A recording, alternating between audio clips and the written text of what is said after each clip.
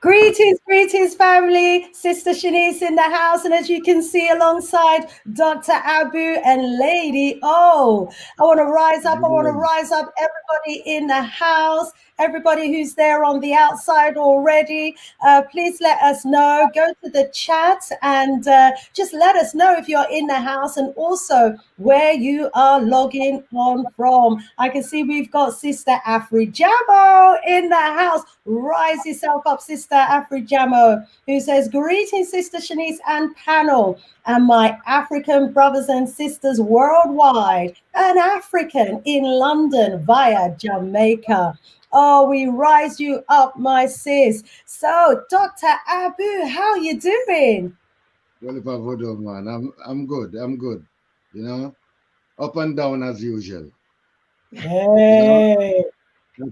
Got to be. So we just give thanks, and rise up to my beautiful empresses them in the house with me also. Thank you so much. Up and down as always, so important. We can't stay up and we certainly don't want to stay down.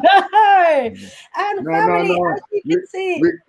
We are not flatline. No. That's right. If we're flat, we're out of here. We're traveling, to the next realm. And family, as you can see, we have today in the house Lady O. Sister Lady O, please introduce yourself to the family. Oh, thank you so much, Sister Shanice, and also greetings, Dr. Abu. I am hailing from Toronto, Canada. I am just so super excited to be here. I have been in the chat before, typing away, and just being at this table with the kings and yourself, Queen, Sister Shanice. It's just an honor. So thank you all for having me be a part of this discussion. I'm so excited from what happened this morning on your radio show, Queen. I am just super excited for what's going to be in store because so much fire was lit up this morning. There was indeed. And for those of you who caught the radio show this morning on the Big G Galaxy Afiwi, you will know exactly what Lady O is talking about. It was on fire. Yeah, it was hot. Enough of the let off today. Oh, our special guest, Franklin Jones. He was just dropping some bombs in the show today. There was just so much learning going on. You know, I was making my notes. I know you were making your notes as well, Lady O. And we're like, oh my days, there's just too much. Family, if you're in the chat and you were listening into the show earlier today, let us know what you thought of the show, okay? I can see some messages coming in. I'm going to go to your messages in just a second. I can see that we've been joined backstage by Brother Jammers. So let's bring in Brother Jammers in the house. Welcome, Brother Jammers. Greetings. Glad to be here and to share the presence of such esteemed guests. Looking forward to this. Glad to have you in the house, my brother Jammers. As you know, Jammers is our wordiologist, our etymology. Etymologist. That's the one I was looking for. I was in the chat. I'm there, Dr. Jammers. I'm telling you, I've been in the chat with all you kings. So I know exactly your department. I know your department. Wonderful. Let's see who we've got in the chat, shall we? So we want to welcome Sister Afrijamo. Rise up. And I can see, yes, you've posted. So our Lady O is from Oak Networks, okay? So when you see the post from Oak Networks, that's our Lady O. Teddy Bear Feet, rise yourself up. He's hailing us from Peckham. He says to all the family here tonight, once again, looking forward to an amazing show, a great lineup. Yes, indeed. We've got Robin Rose in the house. I don't know what part of town you're from, my brother Robin, but if you want to let us know, please do let us know. We've got James Moore in the house saying greetings from Brooklyn, New York. Rise up, my brother James. What's going on in Brooklyn? You got a new president, Yes, we hope for the best for you all. But as you know, we've got to be doing for self because, these presidents are just two sides of the same coin, But anyway, I want to Right rise up, want to rise second. up. Maxine, she's saying Dr. Abu. So rise up, Sister Maxine there. And also Lance Beeman, who's saying, good afternoon from the USA, everyone. We are delighted to have you in the house from the USSA. We say the United Snakes of America. Sister Jamo saying, greetings, Lady O. Good to see another Empress on the panel. Yes. Oh, thank you so much. Thank you. Thank you. And we get enough voodoo from for Dr. Abu as well. So, family, we thank you so much. Our special guest tonight, Brother Franklin, he's going to be joining us hopefully sometime very soon. And we also will have joining us a little later in the show one of our other resident panel members, our brother Prophet Maduti. He's going to be joining us a bit later as well. So stick with us, family. What a show we had today on the Big G Galaxy, Afiwi. Lady O, I know you was taking lots of notes. I wonder if you want to just give us a brief synopsis of, you know, what you managed to capture and what you took away from today's show today. Go ahead, I'm telling you, I don't. So the highlight for me, and when I called in, was the hybrid albino topic, and the albino.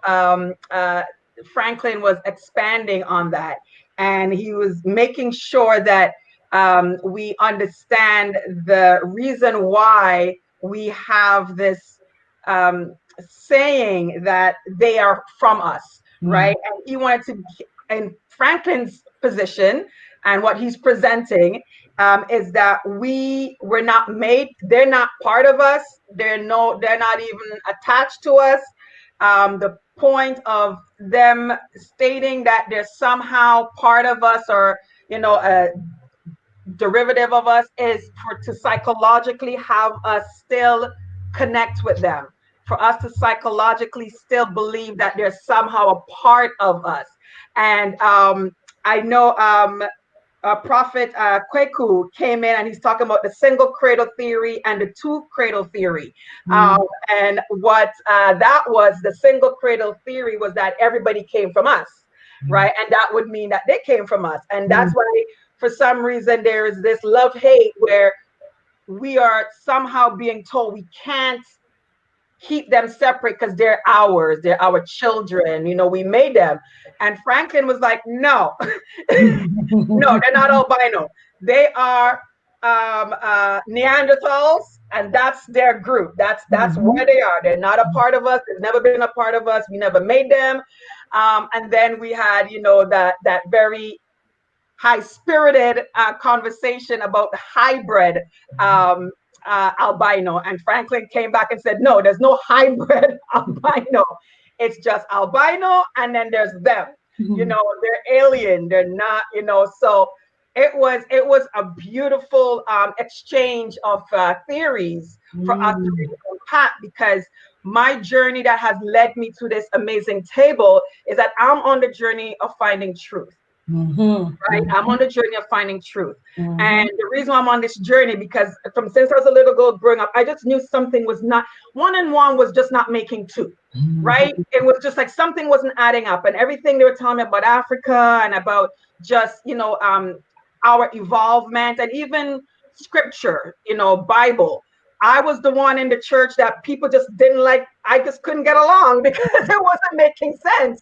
Things wasn't making sense. So I would be what you call the, the shit disturber, the one that the pastor stay away from, the one that they say she's going to turn you, like everybody was afraid of me being around, their kids or youth groups. And, even when I'm in the youth groups, I had pastors cautioning their peers or their parents not to have their kids talk to me, because I was just like, this just doesn't make sense. It was just not making sense. So I decided, even though I was kicked out of the church, ostracized, and I'm the cast out, I was like, okay, you can kick me out, that's all good, but I'm still gonna hunt for the truth, because something doesn't make sense, right? So what Franklin presented was really great, because it had me, I was in a place of, again, collecting a lot of information. And part of that too is coming across the Moors. And that's how I connected you to Cameron Bay. And I brought Cameron, and you got connected through my connection, because I was like, you know what, Sister Shanice, I have a young man in Toronto. And I think I talked about him on someone's platform. And I said, there's a young man in Toronto. He's doing a lot of knowledge, a lot of teaching, and going to his class. And I think it's a young man that you need to meet, right? And I'm a facilitator like that. I don't like to hold on to information, and I like to always give people credit where credit is due. But as you and I are in the classes together, that's one of the topics that he would bring up, is a hybrid albino and all of that. So it was very heated and well-spirited to have Cameron's albino, hybrid albino theory in the room with Franklin's theory of they're not a part of us. And it was just like, okay, this is juicy, because I want to get the information and the context, and let's see what is factual. Let's see what we can really dissect, because I have children. As you can see, mom is over here. Let me see which part of the camera, right? You see mom is here, right? And I want to save my kids from what I didn't know, because my mom and my parents didn't save me, because they thought that what they knew was the truth. And they had the best intentions of trying to save us from damnation and hell and all of that stuff. So they had good intentions, but I'm finding out that there was something that was different, right? So good intentions is good, but when we're faced with facts, we have to be in a space of listening, and not listening to respond, listening just to listen. Because I find when we're listening to respond, we're really not listening, right? And I had a conversation earlier on today with an individual where I could understand that the listening part wasn't there, right? There was, right? So it's very, very important, whatever your beliefs are, family, whatever we were brought up on, come to the table ready to listen. Ashay, definitely, right? Definitely. Yeah. So we're going to come back. We're definitely going to come back round to you as well. I want to rise up those in the chats. Thank you so much for your wonderful, wonderful messages. And yeah, Lady O, thank you so much for that synopsis and, you know, what you got from today's show. What a show. And family, as you heard, it was just fire. And it's okay as well for us to have our different perspectives as well, because there are millions of books out there, and there are so many books that have been written to mislead us as a people. And so, you know, we're all digging for the truth. We're all trying to find the truth, you know, and, you know, some of us are going to hold on to what we believe is the truth until someone comes along with more information and evidence, you know, to be able to disprove what we think is the truth, or, you know, for them to let go of what they believe, you know. So we're on that journey for the truth. And in order to find that truth, as our sis was saying, as we were saying earlier today, some of us are going to have to let go what we believed in and thought was the truth if we're going to be able to you know, open up our mind to receive what really is the truth. It's going to be exciting. It's going to be awesome. Yes. You know, I'll be giving our guest a call in a moment, just in case he's looking at the wrong time, because I think he's about 5 hours behind us right now. Dr. Abu, were you able to listen to the show today? Was it? And if so, what did you get from today's show? Well, not fully, but I have a synopsis of what I was talking about, you know? When I look upon it, the ticks is a part of the cow, but it's not from the cow, it's a parasite. Hey! The flea is part of the dog, but it's not from the dog. You understand? You know, and this is what we have to realize, you know. We forgot that we're all certified by someone.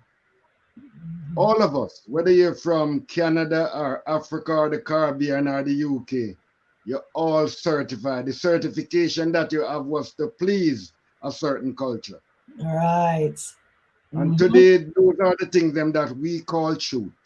You know, I have my master, so I'm more truthful than you. I have my degree, I have my, you know, and these are the things that we are bombarded with this, because I've listened to the show where we want things to get back to normal, and we are not normal people. We are natural people, so we have to come out of that narrative. We are following We are following the kidnapper propaganda for so long. And what we are doing is hurting ourselves because we are afraid to change. We love the popularity. That's why we are promoting all kind of disease. You understand? Because right now, some of us here, we are so locked down that we follow the narrative and lock down ourselves because they said that they're locked down. So we have to get away from their propaganda, you know, and crown ourselves, garm ourselves with our own things. You know, it may not be popular, but it's ours. Right. You understand? You know, as you can see, I'm wearing the garment of Chief Okugun. Yeah, this store on me by the order of Ifa, Oludumare. You understand? And I never buy it, is what they see in me, why they give it to me, because them said, really and truly, Okugun is one that's gonna face a lot of challenge, but will come out of it gracefully. You understand? So I know I journey, and the ancestors them know I journey. We have to stop follow the kidnapper propaganda. That's the only way we can free ourselves. Voodoo. Voodoo. Wow. Rise up, Dr. Abu Ogugun. Yes. Wow. Awesome. Awesome. And Akugun. Agugun. Akugun. Akugun. Yeah. Yes. Akugun. Chief That's Akugun. That's it, you know? Yeah. You know? Edan Mo Wagun of London. Mm-hmm. You understand? Rise up. Honor. Every time. And let's go over to our brother Jammers. Brother Jammers, were you able to listen to the show today? I wasn't able to listen. I heard the previous interview you did, and I was reading up on synopsis book, so I'm aware of the subject matter. So, but I did hear the show was on fire earlier today. So yes, I'm really looking forward to. Me too. I'm just going to give our guest a call just to make sure, you know, he realizes the time scale that we are on so that we can get him on today, because I tell you, we are going to have another wonderful, fantastic, bombastic show today. And as I was saying, you know, we're going to be talking about brainwashing and how it works. I think I'm getting some feedback. It might be from your phone, Brother Jamal. I wonder if you could put your, wonderful. Thank you, Brother Jammers. So the brainwashing and how it works, you know, that is what our brother actually focuses on. And, you know, how many of us actually really know how the brainwashing works and how it actually occurs. So in the show today that we're going to be going into, we're going to be exposing the deep deceit.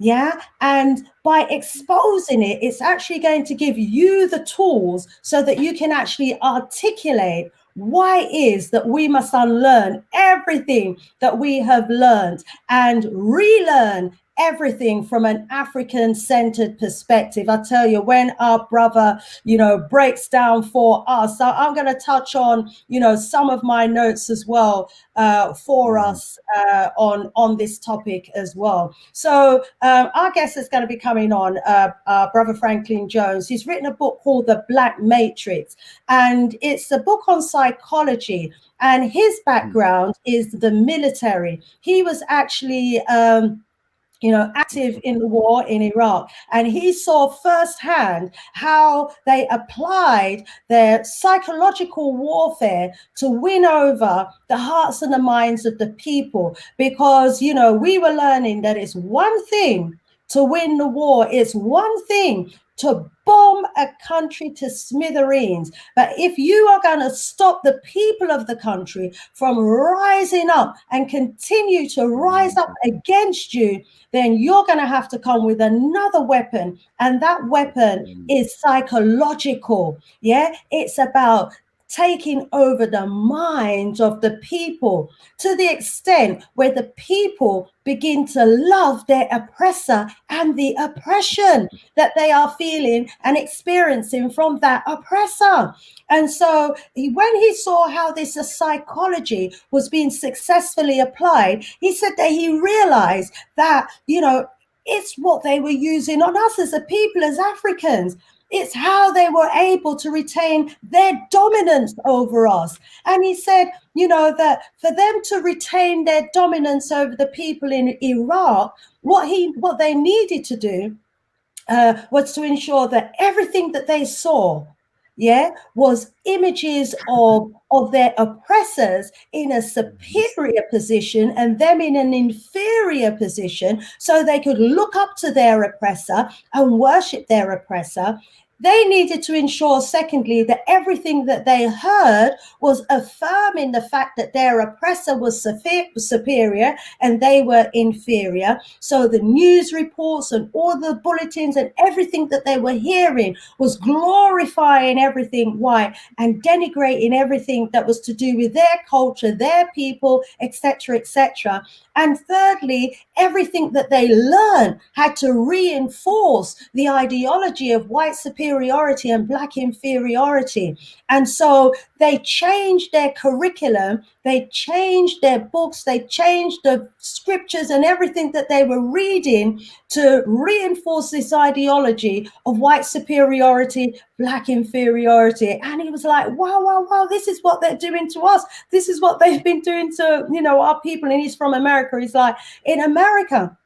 So, he was saying that this is how they were controlling the people. They bombed the country to smithereens, but the people, they would have kept rising up and they would have kept fighting them had it not been for the way that they actually managed to apply this psychological control over their minds. And this is what's happening to us today. And this is the strategy that's being used, coupled with the divide and rule strategy as well. Because very importantly, in order for them to continue to control us, they have to keep us divided. Yeah, and he gave so many examples, and when he comes on, he'll be giving some more of those examples, and I'm just apologizing for him being a bit late, but we are gonna keep this ship, we're gonna bring it on same way, okay? So the strategy of divide and rule is key as well, because while we're divided, we are easily conquered as well, because the minute that we get together as a collective, we are a danger to them as a united force. And so, what they have to do is to keep us collectively demoralized. And the aim all the time is to shift our aggression away from them, but towards ourselves. And my, do we not see that actually being rolled out all around us? Whether it be in America, we can see what they call black on black crime. We can see it here in the UKKK, where we call it black on black crime. We can see it wherever we are as a people. What's happening is that, that aggression that we're all feeling and experiencing is by design. Our brother was showing us that they've actually made it into a science. Yeah, and all their institutions and organizations actually reinforce this and underpin it. Let me allow someone else to jump in here. And Lady O, did you want to come in on this? No, I'm sorry. I'm saying yes. I'm like yes, sis, yes, queen. I was like, yeah, because in Canada, I know you talk about the UK and USA, but it's the same thing in Canada, and not just the black on black crime, but the black on black hate. Like even when we collaborate, we don't want to support each other. Yes. Like, in the UK, like the black on black crime is always the first example that we're very quick to talk about. But what about the black on black, self-hate, where we were not going to support a sister, right? We're not going to support a brother, right? We don't want that person to shine brighter than us, right? So it's like the hate is not just about pulling a trigger, but the hate is about not even wanting to help another brother or sister advance, right?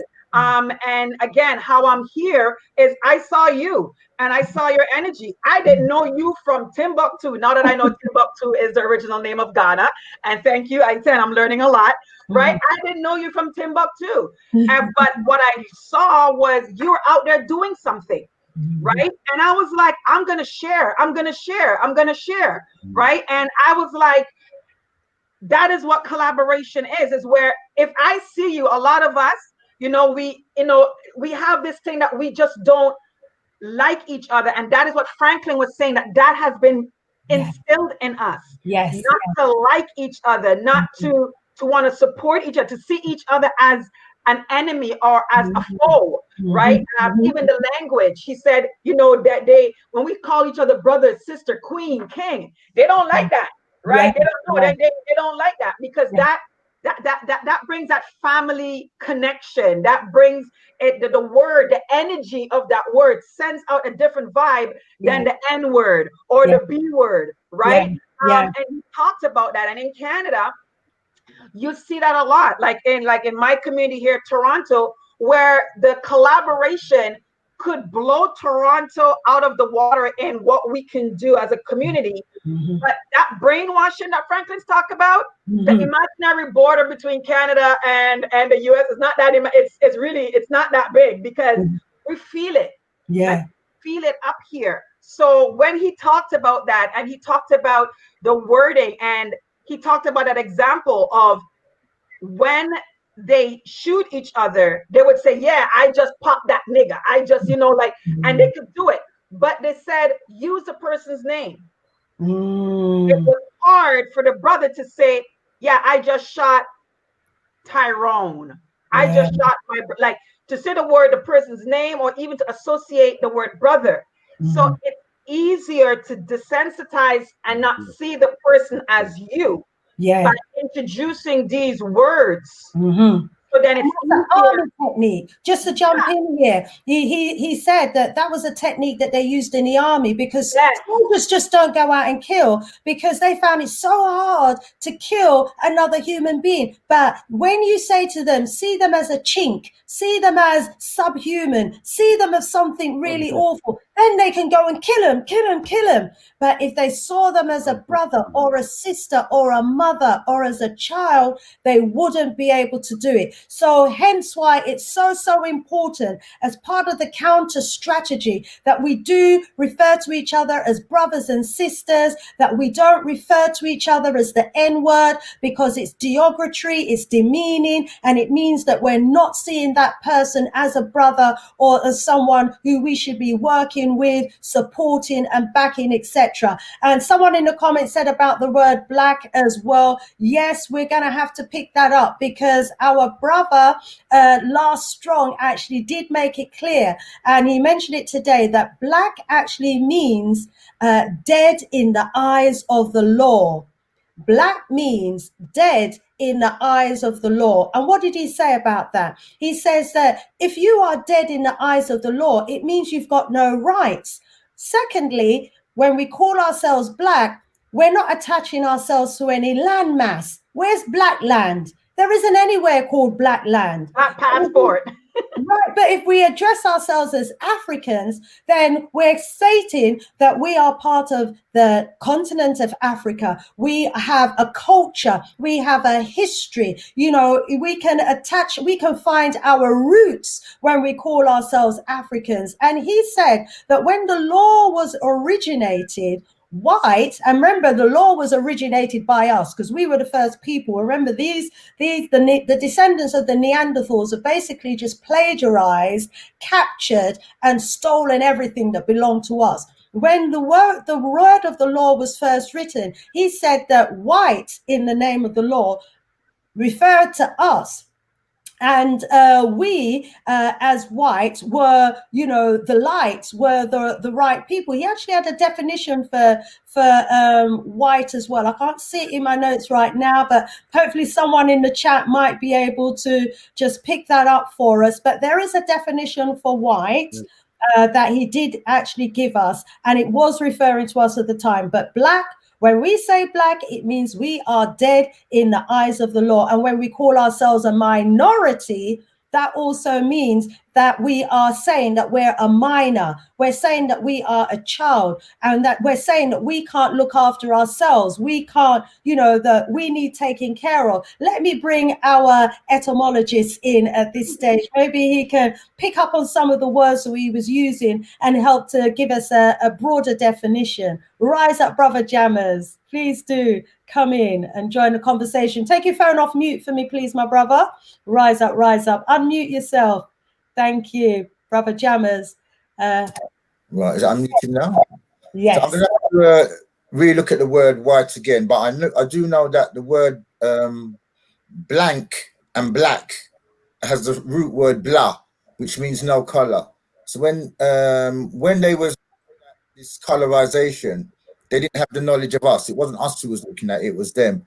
And they saw the burning of ash left white ash and it left black ash, and they believed both of them were colorless, hence the same root word. Blank and black had the similar root word. What happened was later on, I think it was when the Germans got hold of it, when they introduced scientific racism, they derogatized the color black. But before that, it was just a term of an attribute that somebody had. So this came later on. What we have to realize is what happened is to brainwash someone and to have power over someone, you've got to change their value system. So we have a value system relating to life. We value life. We come from abundance. We're surrounded by all the raw materials on the planet. We don't need to kill, cheat, and brutalize each other, because we have nature has given us the resources that we need. We're on the part of the planet for some reason that we have everything. So our whole DNA, our whole memory base, our whole structure is on making everybody else mighty. We make the almighty. There's not almighty. We make the almighty. We are the people with the golden touch. So this is our DNA. This is our mentality. Look at people like Michael Bradley, which is one of them, Iceman Inheritance. Yes. Shows that they have a mentality, and this is not from us, this is from their scientists, that they come from a place of scarcity mentality.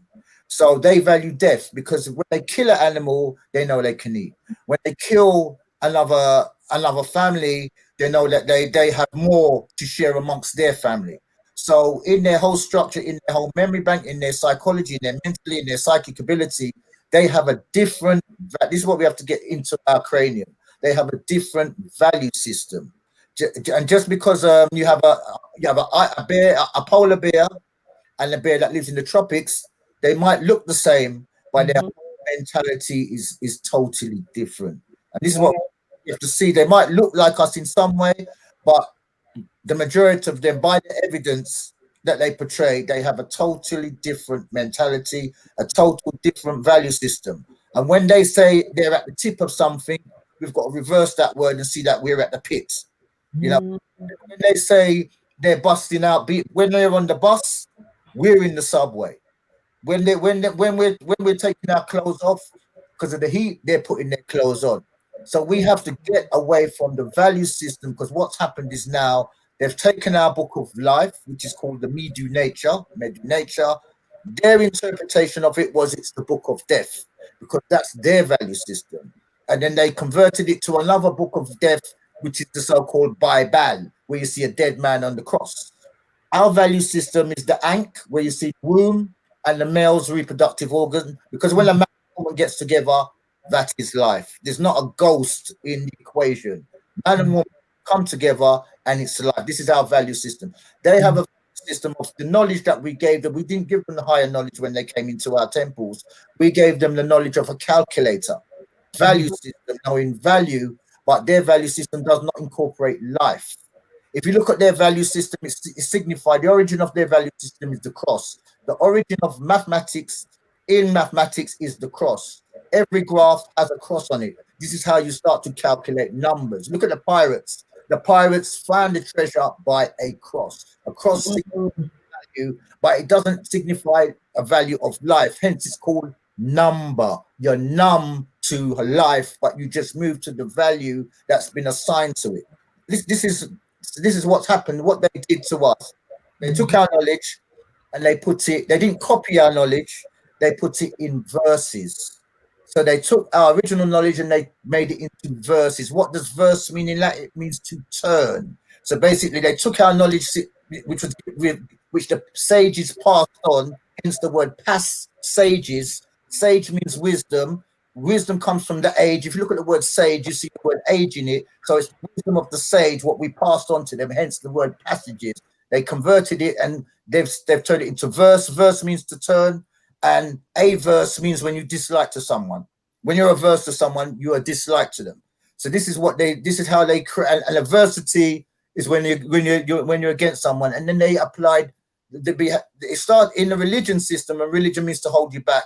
It started with averse therapy. If you Google averse therapy, is when you take someone's value system and you associate it with something negative, and then they will change the way that they behave because of this psychological start of the psychological warfare that's been played in it. So everything they say is designed to turn us, say turn, hence the word say turn. So we have to move away from this, and in the label on the book, because Bible comes from Biblia, which just means book. But the label on the bottle, what we should be running away from is the word testament. Testament comes from the Latin testium, testamentum, which means to give away your property. So this is the first stage of the brainwashing. Is in this book called the Bible. We've been buying into the bullshit all the time. So it's designed, once again, it's a testament. It's designed to take away the property. And everywhere there's a Bible, there's poverty in the melanated people. Everywhere you see a Bible, there's no black-owned schools, there's no black-owned hospitals, there's no black-owned government. There is poverty. So this was the first one of the first. This is the spiritual contamination of the melanated man. Started with this Bible.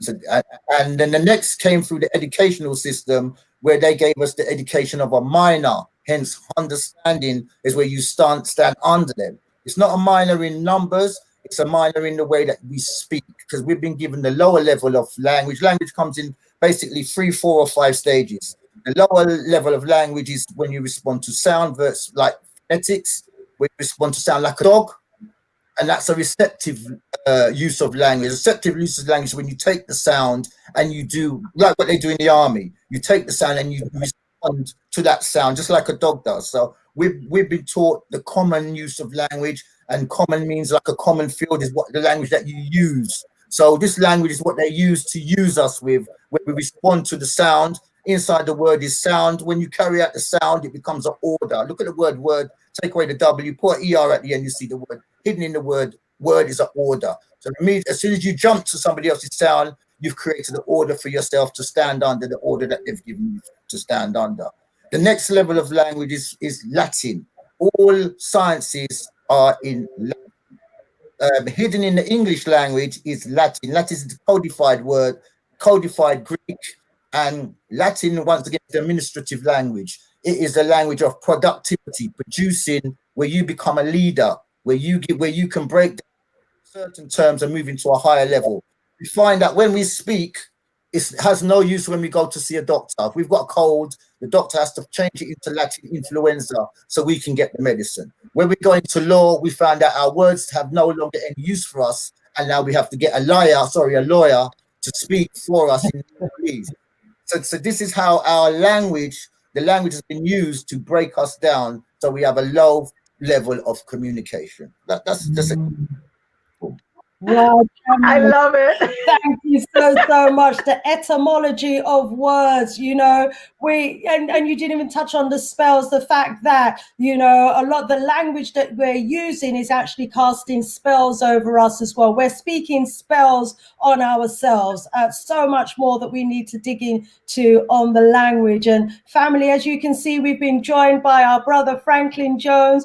Welcome, Brother Franklin. I've been giving them a bit of a flavor. Lady O and I and Dr. Abel, we're giving them a bit of a sprinkle of what we were getting from you today. We're so delighted to have you join us. I'm going to come back to you in just 1 second or two. Dr. Abu, do you want to come in and add anything to what our brother Jammers or what I have said before we go over to our brother Franklin?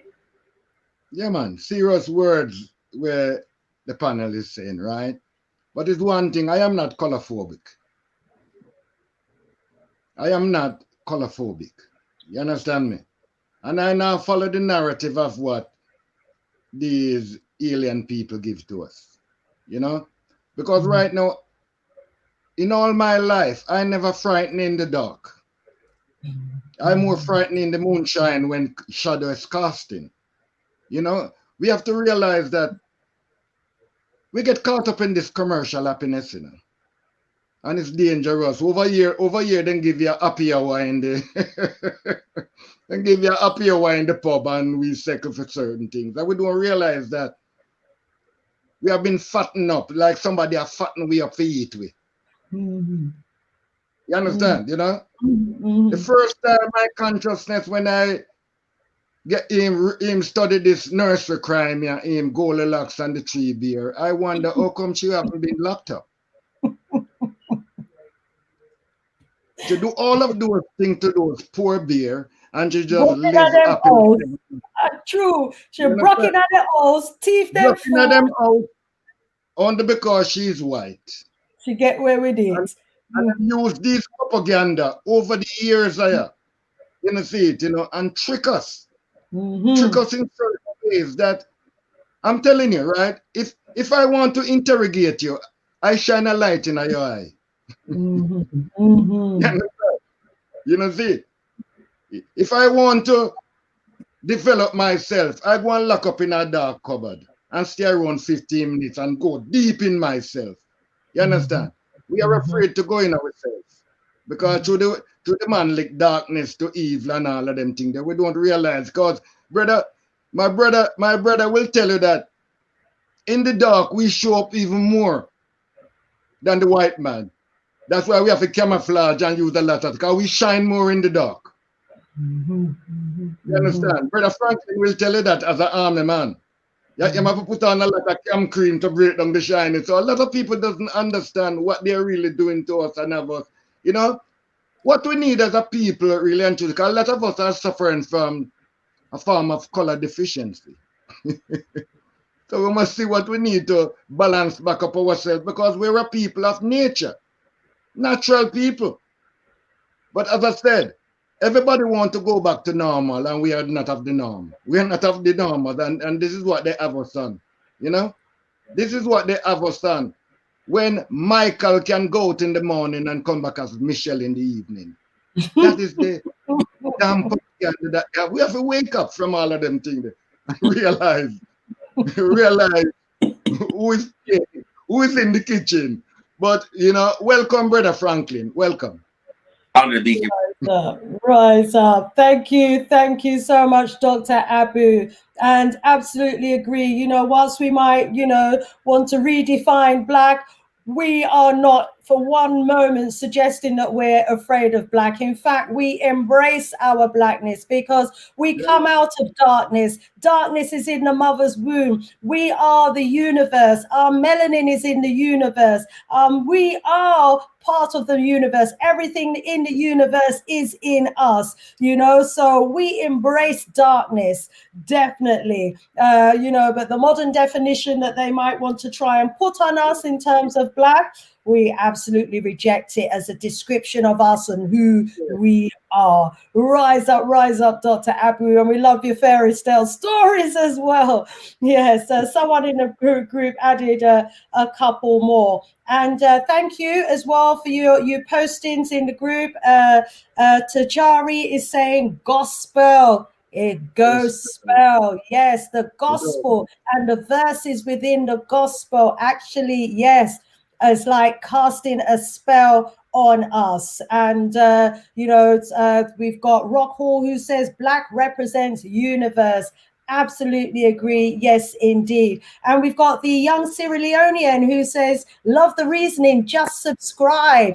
Thank you. Family, if you're watching us and you haven't already subscribed, please do. Also, if you're watching us and you haven't clicked the like button, please do so as well. Let's get the likes up. We've got 144 people listening right now, 47 listening right now. So we should have 147 thumbs up, 147 likes. If you haven't done it, please go underneath the video that you're watching and give us a thumbs up. Thank you so much. Right now, family, without further ado, I'm going to hand over to our guest, Brother Franklin, and we're just going to allow him to drop some knowledge, and then we're going to come back around the panel, and then we're going to come back and bring in some of your comments as well. So, Brother Franklin, over to you, my brother, for you to share some of the knowledge. I've already said to our family, whatever they've learned, they're going to have to unlearn and learn all over again, because you was telling us about the science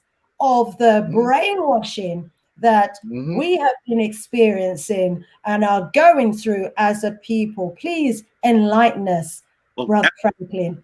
As I said in the earlier broadcast today, that I was a soldier in the military, and while in Iraq, when when America won the war, they brought in PSYOPs agents to start socializing their minds. They recognized while Americans, with our military might, we could win the war, we could not sustain peace with the Iraqi people without socializing their minds. Socializing from the perspective of invasion is when the invaded has been conditioned to think and behave in ways that are benefits to the invaders. So we took over their media. This included the public, the radio news, and we started feeding the people propaganda that made them more favorable of the America's occupation in Iraq. They went into their schools, and we reprinted their educational curriculum, programming the people to now be accepting of America over there. And while there, I started noticing the same science that we were doing in Iraq with the exact same science we do to Black people globally. Our minds have been socialized. It's no strange coincidence that many Black people are self-loathing, perceive themselves as their own worst enemies, and adores whites in spite of brutal history to the contrary. These thoughts that clearly benefits the white society were indoctrinated into our minds without us realizing it. There are three ways to effectively manipulate the human mind. That's by what we're taught, by what we see, and what we hear. The white society controls the education we're taught, the media images we see, and the societal narratives that we hear. These combined factors allow them to socialize our minds without us even realizing it. It is never coincidental when the oppressed is thinking exactly as the oppressors want them to think. And our problem is not enough of us are aware of how our minds are being socialized. We are being socialized to protect the institution of white supremacy. I'll give you an example. Many of us walk around, we blame slavery now more on the Africans than the white invaders.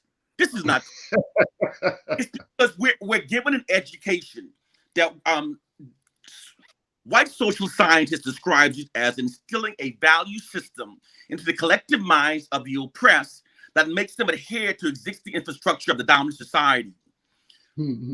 Society, there's a science for everything. I'll give you an example. There's a science, if you're a DJ in a club, you know how many fast records to play versus slow records to get more people to buy drinks.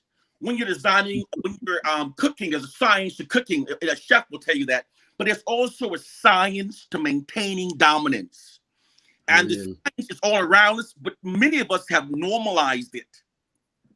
And this programming of our mind, it begins during our earliest education and development when our minds are young and most impressionable, when we are given an education that exalts whites and marginalizes us.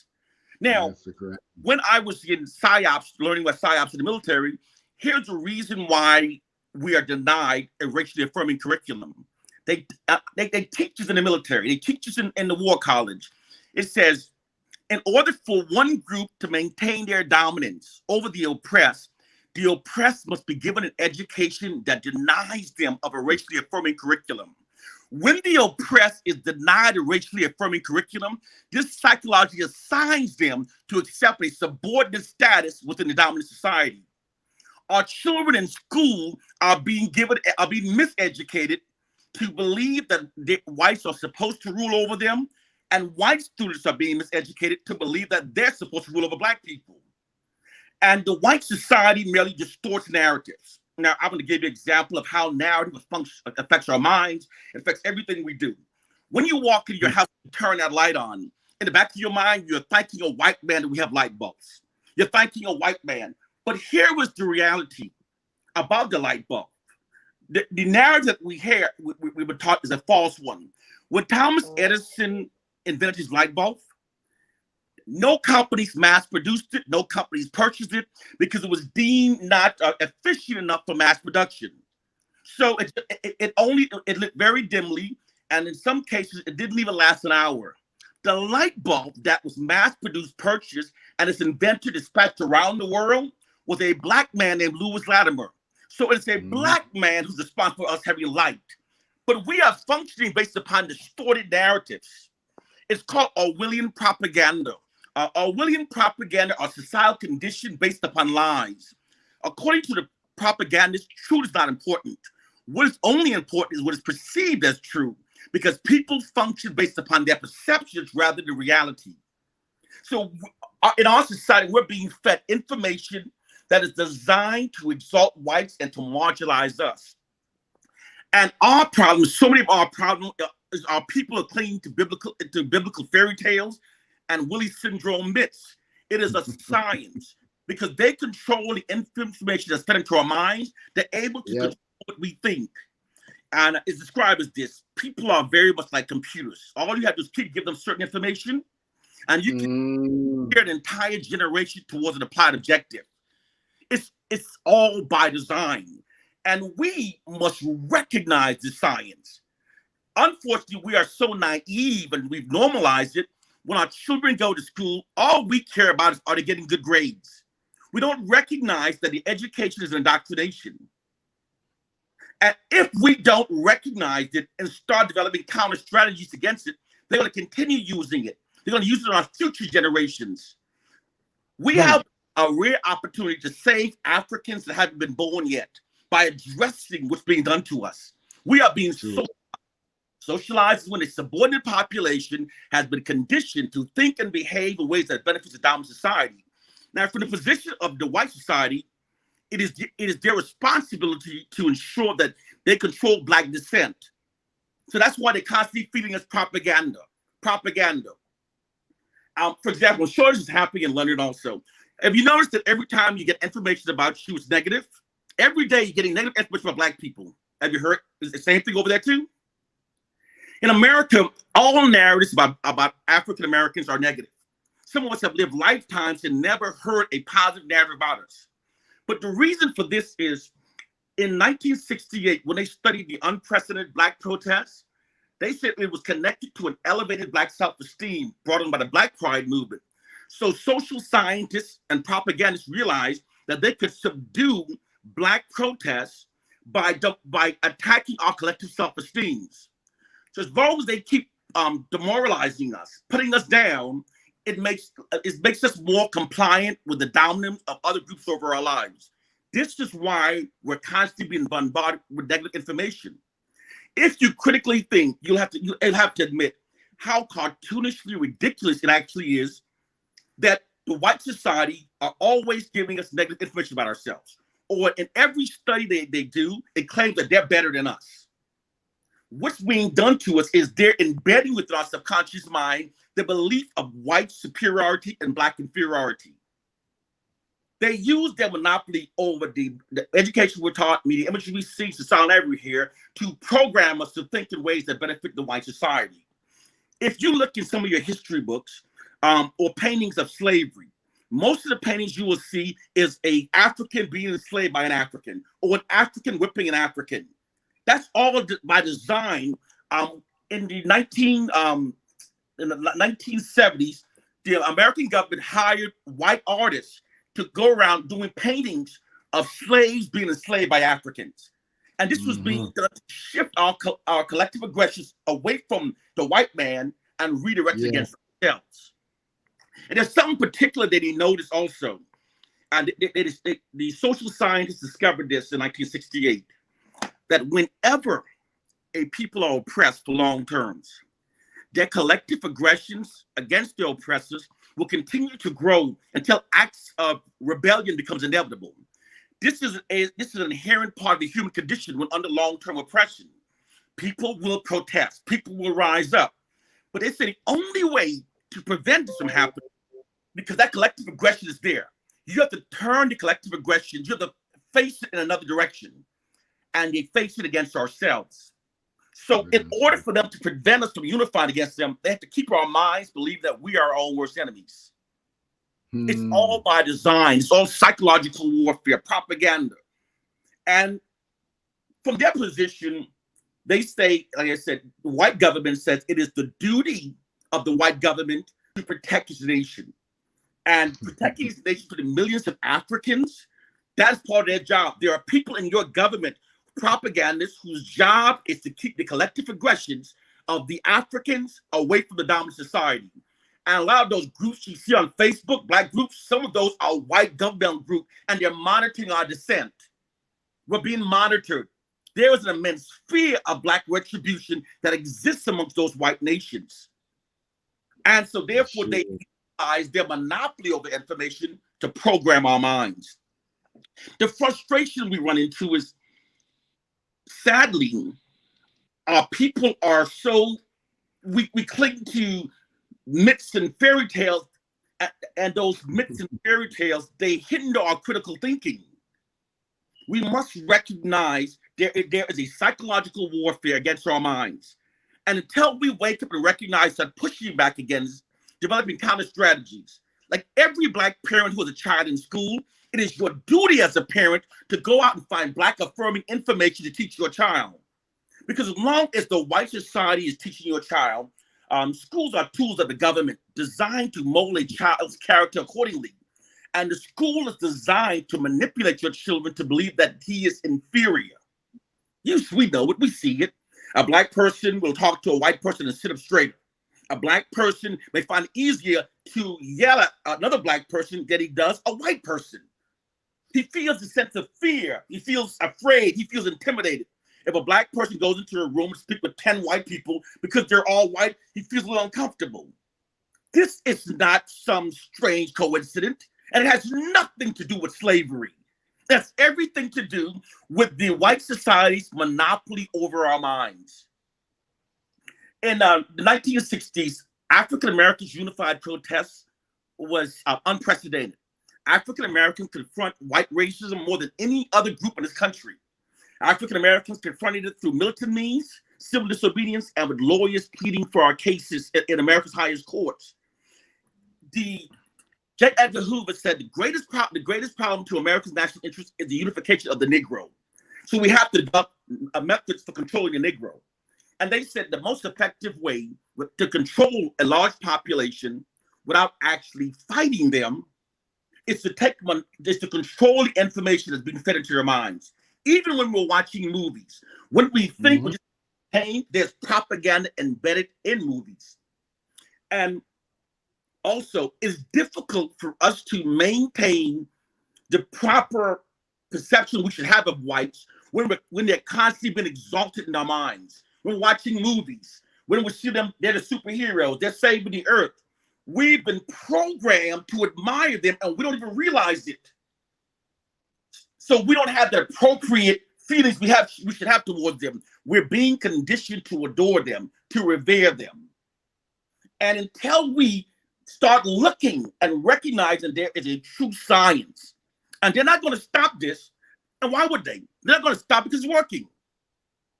They're not going to. We have to recognize it and learn it and teach it to all of our people. So once our people become aware, it becomes less effective. There's this thing they call the herd mentality and attacking the group mind. When you're sitting at home watching television and you keep seeing these negative narratives by black people, you start to feel humiliated. You start to feel like, damn, why are people can't get their act together? Damn, man. And sometimes our people, I'm going to go and show white people that we're all the same. And you go around white people all the same. You've been programmed. Sometimes you develop resentment towards your own people, but you don't understand that your interpretation of your people is not your own.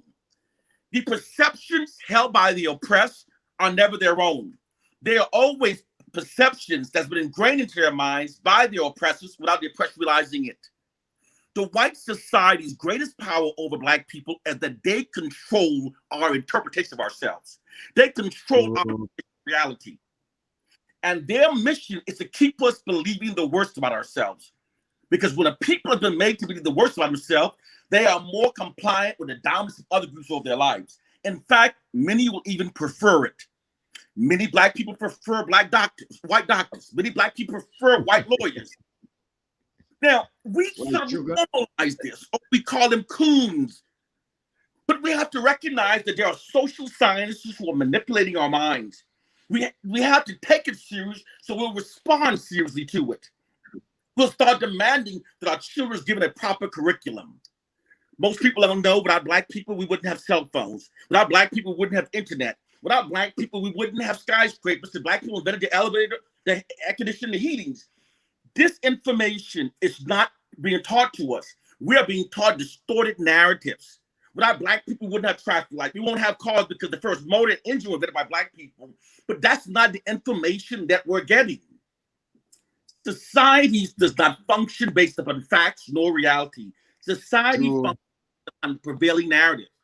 So since the white man controls the prevailing narrative, he's able to create the illusion of his superiority, and then we function based upon that illusion. Like the greatest propaganda, for example, is the white man's story that he went to the moon. Now, I'm not going to sound ridiculous. I'm straight the facts. He says he went to the moon, and then he used that story to show off his greatness. We the supreme race, we went to the moon. He used science fiction movies to perpetuate his superiority. But if you look at the latest NASA research, NASA said a couple years ago, we have never built an aircraft that can go to the moon because we haven't developed a ship that can protect the astronauts from the Van Allen radiation belt. The radiation is too powerful, it will kill them. So until we're able to build a ship that can go beyond the radiation, we are limited to space exploration. But millions of people will tell you, no, we've been to the moon. And even when when the experts look at the footage and they found that it was fake, what did NASA say? NASA said, yeah, that's a fake one. What happened was the original one got damaged, so we did that one in the studio. Everything, the history we're taught is a lie. Media is manipulation. Religion is the control. And behind the scenes are Neanderthals perpetuating the myth of being superior Homo sapiens. And there is science behind this. There's so much information coming out, but there's they suppress it. Are you aware that in 2012, 2013, they did DNA analysis on Ramsey III, his son, and several other mummies, and their DNA analysis was Africans? Africans. But the white man's ignoring that. Do you also know that the Arabs arrived in Egypt in the 7th century? When they're digging up bodies, they're digging up mummies that are thousands of years older than the time they arrived in Egypt. So those are Africans, but they control the narrative, so they say that's them. Now, like I said, everything's a science. Everything's a science. The reason why the white man lies and says that the Egyptians are him, because social science teaches that a people's future is predestined by the stories they're taught to believe about their past. And the truth doesn't matter. The truth doesn't matter. As long as it says, if you give people a affirming history, you are guaranteeing them a affirming future. That's why they say those who control the past control the future. And stole the African great history and give it to his own people. He's doing it to inspire his own people. He's not going to teach his people that they came from the cave of the Caucasus Mountains, that they're Neanderthals. He's going to teach them they came from the kings and queens and they built ancient Egypt. But the science says this is necessary to inspire their people with a greater future. You've seen the latest bust of the Nefertiti. She's like Kathy Griffin. You've all seen it, right? The Orwellian propaganda is by design. They're inspiring their people. This is why many white people walk around with a false sense of superiority. Yeah. But social science says it's necessary. There's a war being waged, and we don't know it. We don't understand it. And what's amazing is we've been conditioned to believe that a white man tells the truth when he's society's greatest liars. That's it.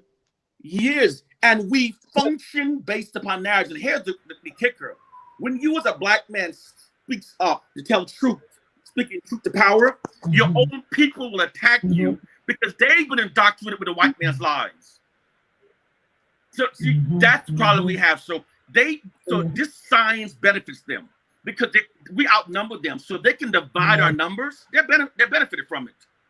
If we can't go up and confront them out our people attacking us, that's the problem we have. Honest of this, we must learn the science that's being done to us. We've started that learning today. Brother Franklin, wow. We're going to come back round to you, Brother Franklin. You know, oh my days. I'm just going to bring in some members of the panel to comment on what you've been saying so far, if that's okay. And we'll go over to the chat as well, get some comments from the chat, and we'll come right back to you, my brother. Wow. Dr. Abu, you were nodding, you were acknowledging all the way through. Let me hear some comments from you, my brother. Brother Franklin has said true, you know. You remember when you ever read that book Color Purple and watch the movie? Yes. You see the difference, or them lick down the darker skin and give credit to the lighter skin. A lot of people doesn't understand that, you know. A lot of us that live in London here or live in England, you know. Have you noticed when the European say good morning to you, we say like, good morning, John. You know, you're not bad, ain't you? You know, he never give you time to even answer him, you know. He said to you, good morning, how are you? And him turned around and said, not bad, ain't you? You know, because he doesn't want to even give you the argument to even answer him and tell him that, no, man, things not going too right because you are mess up the thing. You know, what I'm saying that what the brothers say, right? A lot of the things them that we are perpetrating is for his own interest. You know, take him, even the song By the Rivers of Babylon. You understand? And we sing it and don't realize that's not us, it's some other people, because if we're there by the rivers of Babylon, we wouldn't be fretting because we're there home. You understand? But we are seeing something from these Ashkenazis, and we don't realize that really and truly is we sing them into praise. You understand? Is we keep them alive. You know, Christmas time in the Caribbean, we use cotton bud around the trees to look snowflake and all of these things. You know, these are the form of propaganda that we bring into, you know, and we perpetrate it, lad. We perpetrate it. So what the brother said, I understand as an ex-military man also, you know, see, because the main thing is when something camouflage amongst you and you don't even know that it's there. Yeah.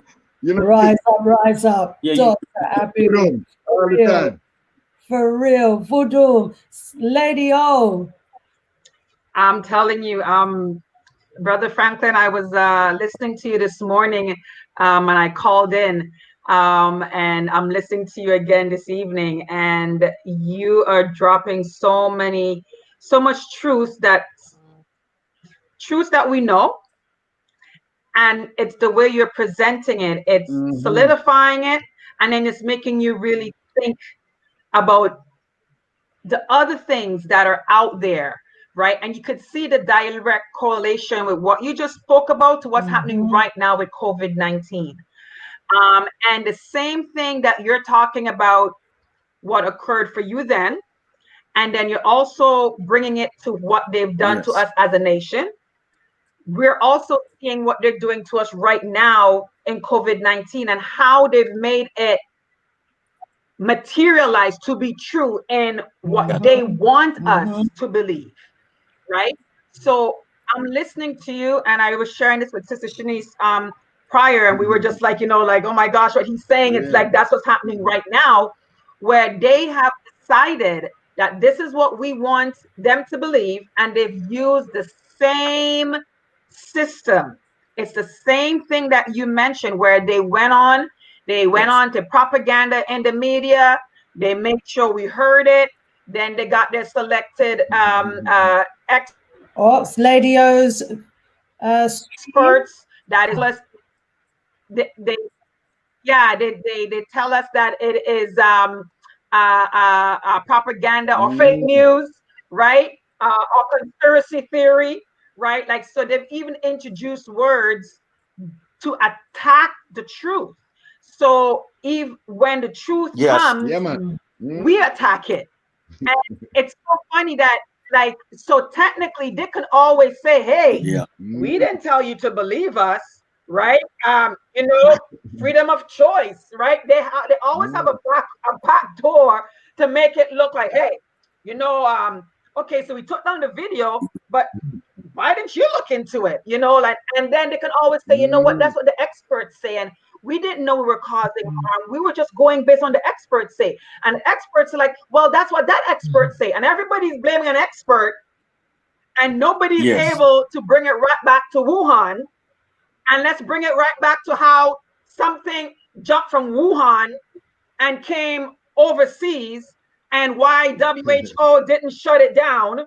And went, like, it's so many things that we all kind of forget. Let's follow the cookie trail and let's go right back to the point of entry, right? And what about that doesn't make sense?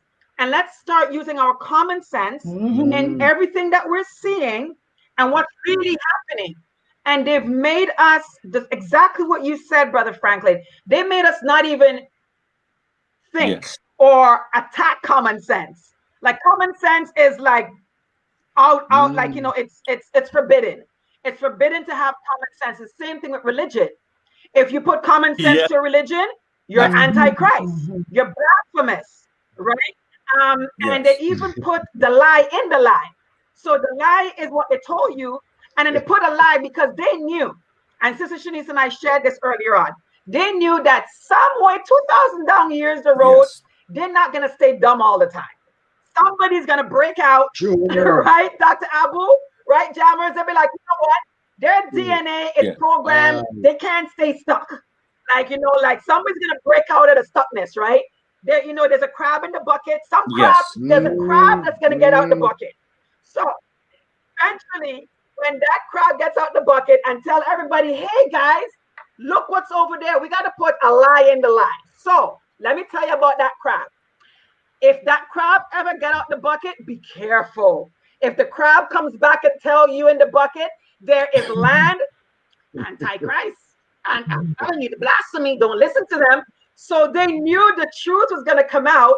So they put a lie in it. So when the truth does come out, they said, well, the scriptures did warn us in the last days. Yes. There are going to be people that's going to say that there is no Christ. And the scripture did say in the last days, there are going to be no sayers.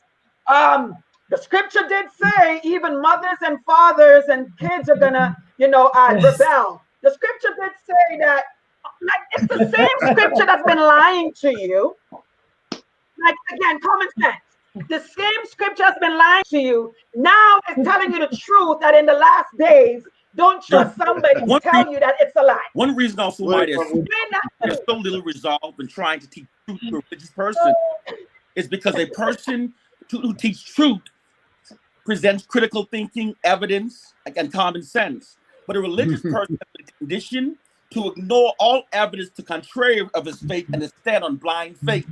Standing on blind faith sounds attractive, but when you abandon critical thinking and common sense, you're enslaving yourself. Trying to teach truth to someone who refused to reason, common sense, and accept facts is like feeding medicine to the dead. And that's the situation with the religious mindset.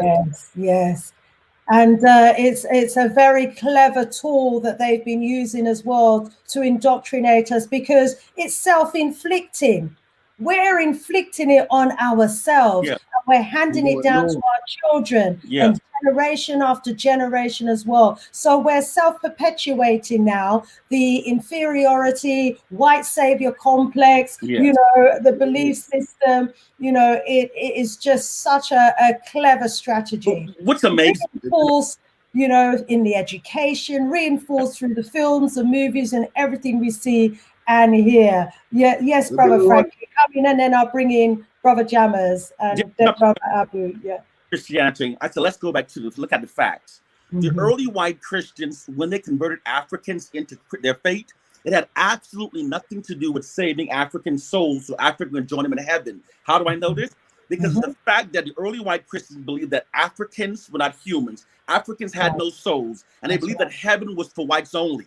That's right. So clearly, when they converted them, it had nothing to do with them going to heaven, because they believed heaven was for whites. The true reason was to indoctrinate the belief of a white God into their minds. Once the African accepts the belief of a white God, it creates an admiration towards whiteness that then psychologically transfers over to white people. And this made the Africans more subservient towards white. It made it easier to colonize Africans, and it made Africans and Americans better slaves. They've always used propaganda to make them think in ways that benefits themselves. And can I just interject there as well, and to add to that, that the other, reason, in addition to the indoctrination of the subliminal worshipping of a white God and white people, it was also to dispossess the people of their land.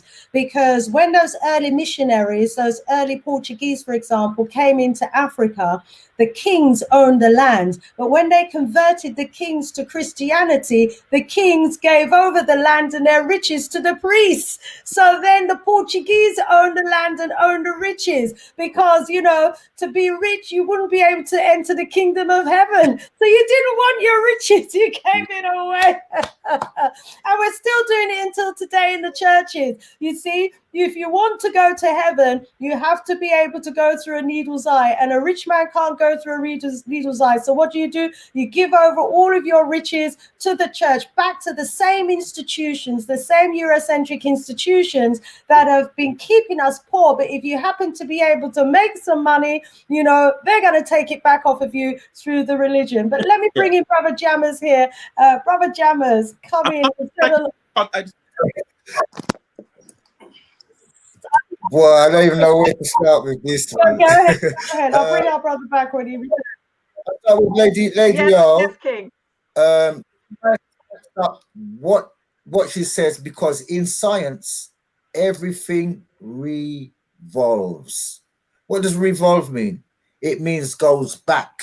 If you look at a car going, you see the tires are going backward and the car's going forward. So everything revolves. Re means to go back, recall, renew. So re means to go back. Evolve, the Latin word for turn. So everything turns back to its original state. Everything goes back to its original state. And this is what's happening with us, with our young stars. We slowly get rid of the addiction, and we're going back to our original state. What is the original state? The original time, your original rhythm, your original vibration. You're going back to your origin, who you really are. Because the solution to the problem is we need to know who we are and why they're attacking us for what we are. If you look at the word origin and read it in the term of read means to turn backwards. Turn origin backwards, and you see it gives you the sound Negro. So that gives you the sound. So they put the negative energy on us for us to shy away who we really are. We are the origin with age. Who are we then? We are the original sovereigns. We are the original landowners. We are the people who had land in abundance. They who came from scarcity. So what is their objective? How was they able to take the land away from the original landowners? How they were able to do that is what lies between this. It's called teeth. And this is done. They use teeth everything from us. How do they do it? Everything is a science. The science is called literacy. You have military. What's literacy and what's military? Lit is the Latin word for quarrel.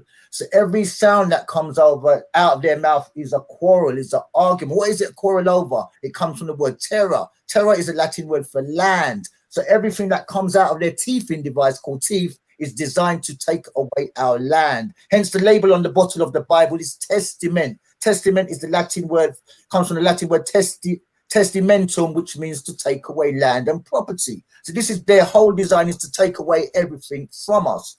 Key to the solution as well, we have to know that this is our things. This is us. We are the masters of all of this. It's science that they've stolen from us and are using it against us. Once again, they've taken it's part from the sages. They've reversed it. Verse means to turn it, and they've turned our science of ability, of our real ability, who we really are. We are prophetic. We're not spiritual. We are prophetic beings. We produce prophecy. This is what we do. We roll. Look at Usain Bolt. No calculator on the planet could say any human could run as fast as that. Usain Bolt pulled that out of nothing. Every form of music, it's come from nothing. We are prophetic beings. We're beyond spiritual beings. And this is the calculation. I'll prove it to you now. The head of their religion is where? It's called the Pope. And where is he? What is his headquarters? Vatican. What's Vatican? Can is as a verb, is the Latin word for knowing.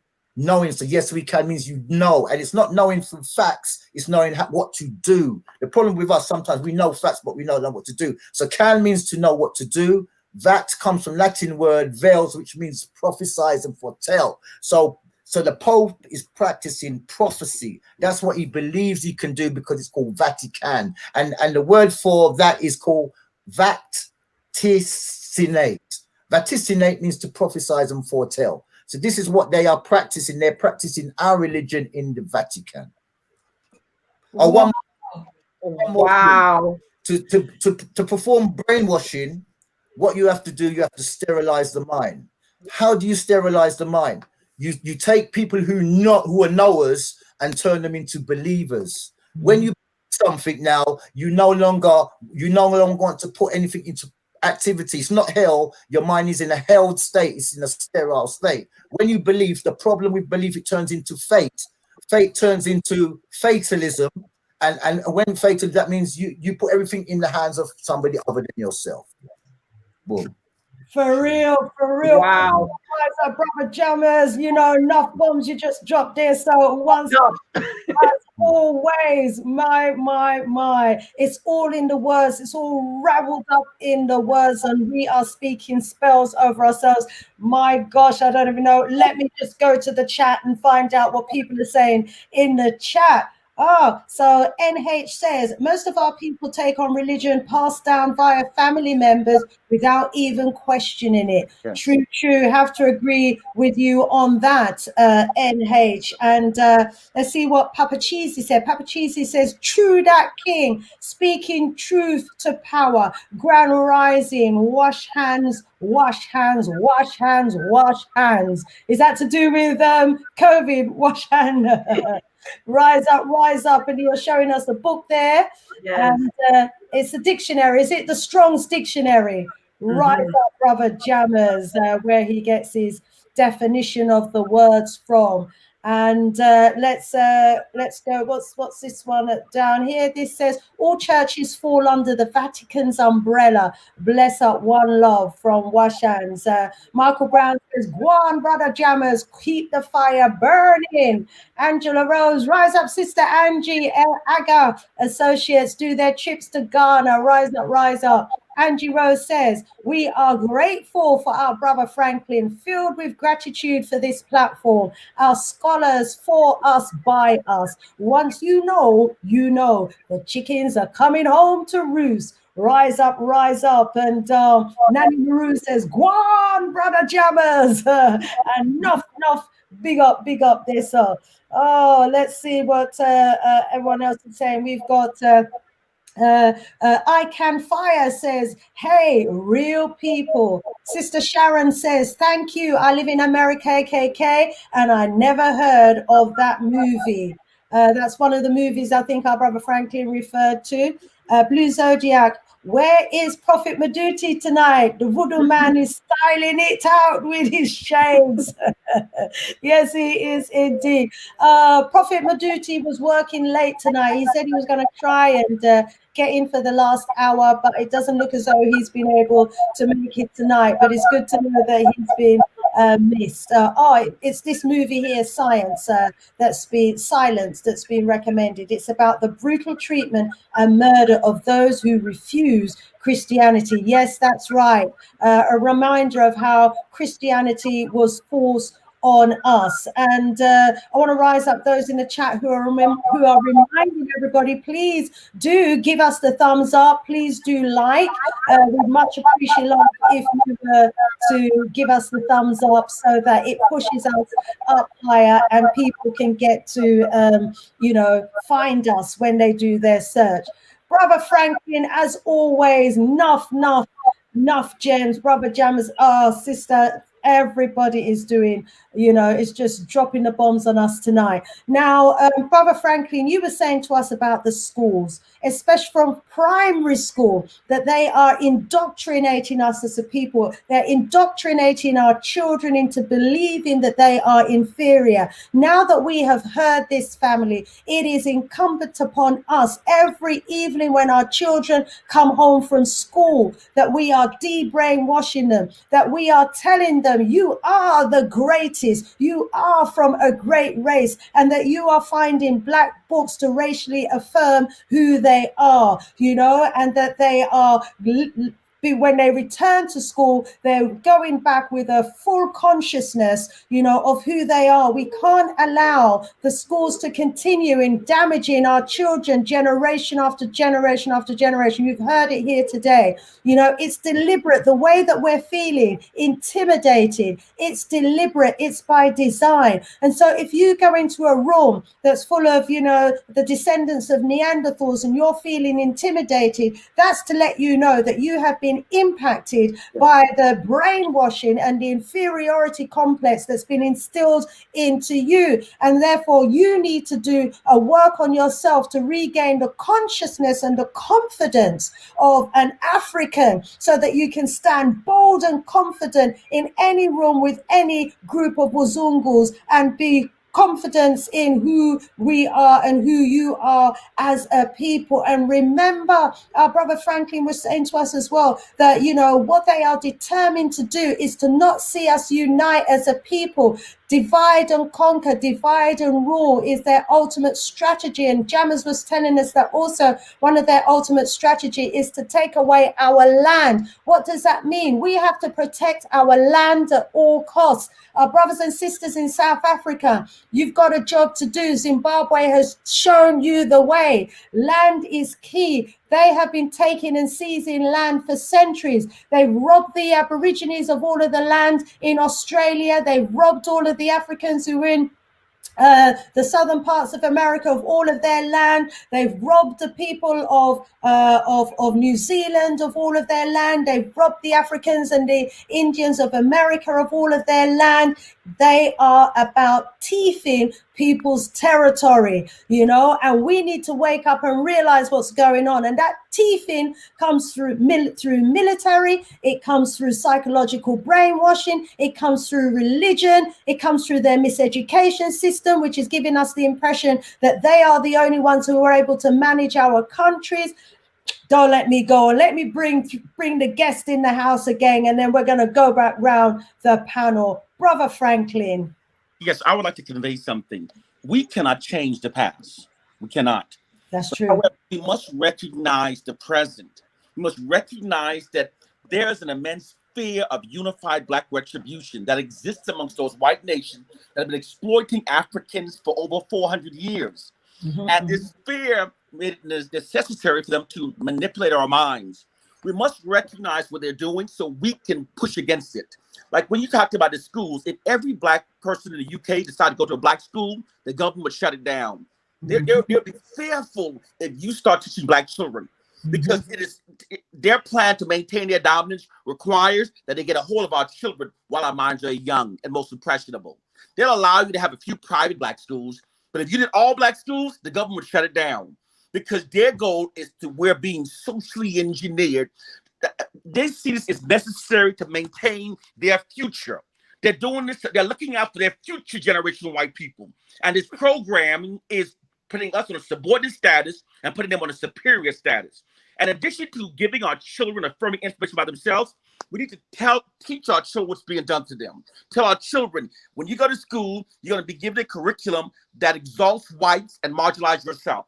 You're going to be given a curriculum to tell you the white people invent everything and you invented nothing. Let them know what's being done to them so they'll be able to resist it. Let them know it's a lie. It's a programming. They're being conditioned to accept white dominance over their lives. And the point again, I want people to understand what's being done to us so we don't normalize it. That tomorrow when your kids go to school, they don't just look for A's and B's on the report card. Look at the curriculum. Find the information. It is not our responsibility. It's not our fault what was done to us, but it's our responsibility to break ourselves from this. It is our responsibility. We owe it to our ancestors. We owe it to our future generations. And there's no fight more pressing than the fight to remove the oppressor's monopoly over our minds. We must overcome this. And this is a fight we must fight or die trying, because this is how we emancipate ourselves from truly mental slavery. So often people regurgitate the word mental slavery, but it's a true science. And since it is a true science, it's been applied through a true manner. We must learn how it's been applied and develop counter strategies against it. There's a war against our minds, so we must fight against it. Absolutely. And, you know, you gave some great examples earlier today as well in the show when he was talking to us about that war that's been waged against our mind and the strategy to overcome it as well. And you were saying, you know, I think it's about the ship. If you keep telling someone that ship's going to sink, that ship's going to sink, even though the ship's not sinking, but if you keep telling them often enough, they will jump out of that ship, which is absolutely fine, and into the sinking ship, you know, because so we've got to critically analyze and check everything for ourselves. Statistics, don't believe their statistics. It's all about reaffirming. Wants to condition the people to act and behave as they want them to, the first step is to heavily demoralize them. Demoralizing people. And since we as Black people, we're not able to dispute or refute what white people say because they control all of our narratives. Everything, yes. We're the worst. In America, we're taught that Black men are the lousiest, Black women are the least supported, Black children are the dumbest and the least productive. Every week, we're getting negative information about ourselves. Every week, we get it. And we never hear anything positive about ourselves. But it's how they maintain their dominance by continually attacking our collective self-esteem. Because some Black people become so demoralized that they disassociate themselves from the other Blacks and they want to be like white. They want to marry white. True. They want to defend white. It's a war against the mind, psychological warfare against the mind. And yes. Yeah, rise up. Dr. Abu, let me bring you in then, Lady O, Brother Jammers, and then we'll come back round to you, Brother Franklin. Dr. Abu. It's a serious thing because it takes 7 days to weaken you. You understand? Then days you out 7 times and then you'll be weakened. You know? But as the brother talking about the school, you remember when he used to go kindergarten and then said, "Come on, children, exercise time," and then said, "Hands up, hands down, hands up. Now fly like a butterfly, fly like a." And when the police did, he said, "Spread eagle." You can't say you don't know those commands. Those are. That's why the school prepare you for the police and the police prepare you for job. Yeah? One of the biggest propaganda, psychological warfare them use upon us is when we as African depend this, our father. Imagine you come from a woman and you forgot that you come from a bloody woman and you depend our father, our father. In Latin, that means brought to punishment.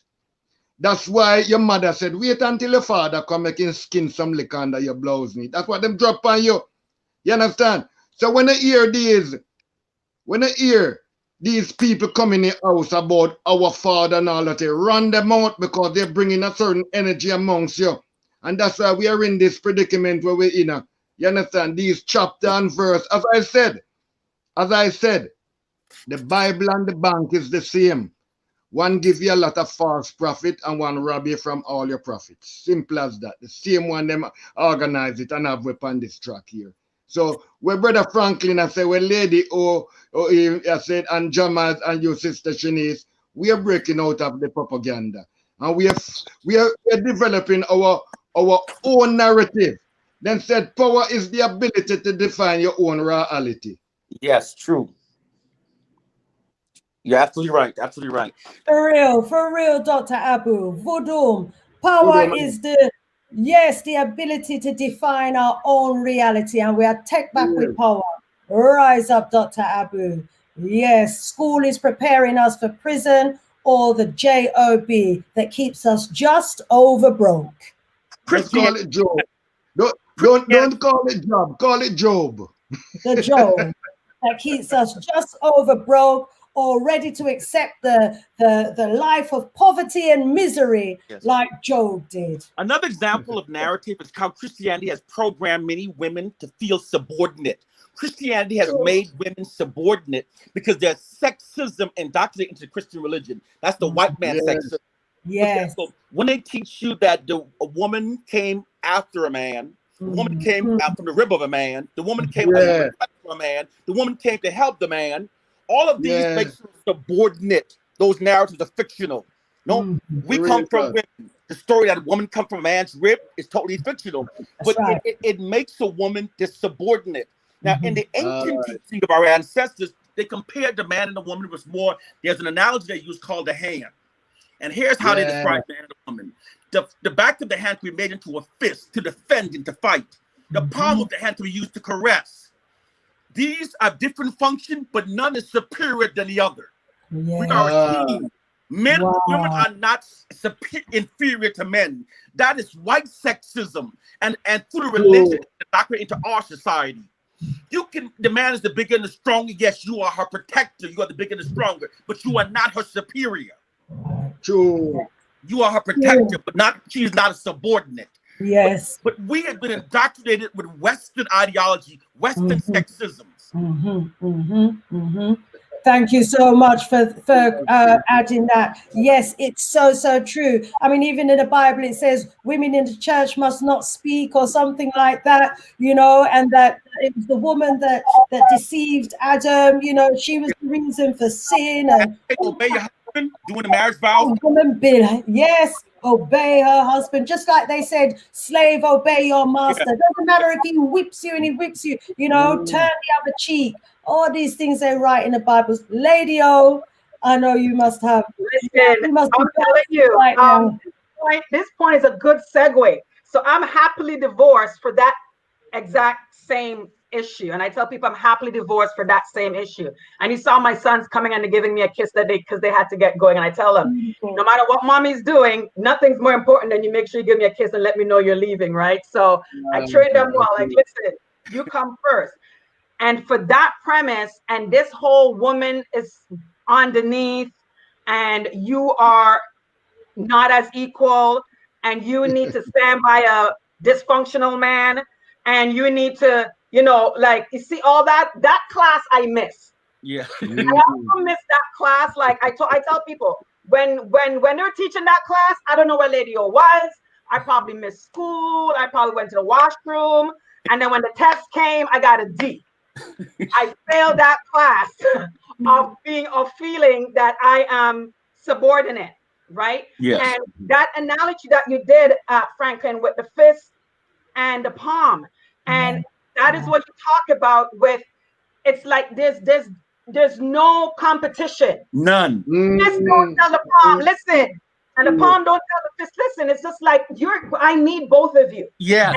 And I need you when shit hits the fan. Yes. And you need me to calm you down so shit don't hit the fan. Yes. Right? So it's like, so we need it, right? Yeah. And the thing about it is what occurred is the same thing that Franklin just talked about, where their superiority coming to our own families of this good black and a not so good black, right?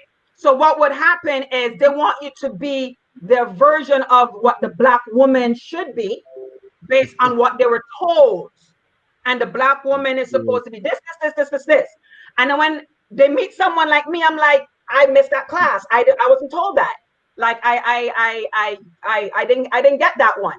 So it's like, no, I'm a partner. We're doing this together. Partner. We're doing this together.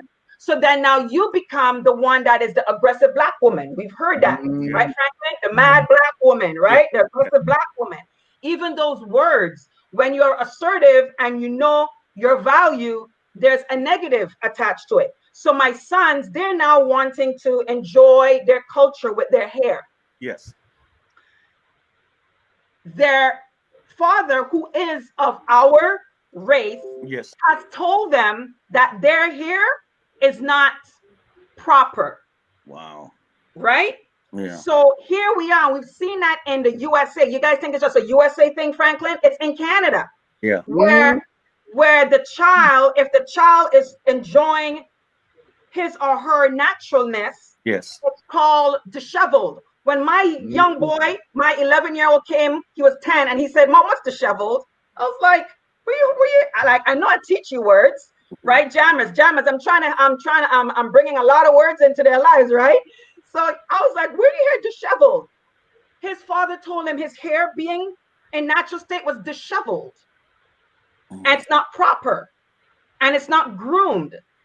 So here you are, where within our own culture, we are told who we are, there's something wrong with it if it's not properly packaged and if it's not polished well. When you put on your wrap and when you want to grow your hair, you're like, you're too black, right? Corporate. And the corporate, you got to wig it out. You got to put on the wig. You got to wig it out to make them comfortable. Yes. Right? Because if you're too black, they'd be like, not too sure about that. Right? So you got to always feel like you have to pander to their version of what's acceptable to be African, to show who you are. So when you talked about that in religion and how religion makes the woman feel like she is subordinate, it also, their religion has psychologically made us believe there's a good version of us and appearance. Where nobody's dealing with the heart, nobody's dealing with the quality of the heart, nobody's talking about the character. It's all about the appearance. So we have now conditioned ourselves, just like what Franklin says, I have to show them not all blacks are like that. So I got to be the good black. Yes. I got to wear their clothes. I cannot wear the Kunta Kinte cloth. I cannot wear, I'll only bust out the Kunta Kinte cloth in February. Yeah. After that, you can't see the Kunta Kinte cloth, right? Because see, they accept the Kunta Kinte cloth in February. They're like, oh my gosh, that's so nice. Oh my God, it's so fashionable. But after February, you bust that in July, they'll be like, what's going on, right? So even that, what you said, Franklin, and I'm seeing it within us, the self-hate is not just, again, I keep saying it's not just the aggression. It's how they've made us believe of what acceptableness is and how it looks. That's right. Right? And even that is the self-hate where if I see Dr. Abu, they would be like, whoa. Like, they're afraid because that's a lot of consciousness. That's a lot of proudness there. You know what I'm trying to say? That's too much. That's too much. So they've even made us, like, if my brother, I don't know what is in UK or in the States, but you show in certain places and where I am is in Toronto, Canada. And depending on where you go, even your own people would say, you want to tone that down a little bit? Yes. Yeah. Oh, yes, they'll shrink. Yeah, right? You come near them and they'll start sliding under the table. Your own people. Oh my gosh, here comes this black woman. Your own people don't want people to know they know you. They'll be like, yeah. Like, right? Because they've been told that too much of you loving yourself is a negative thing. Yes.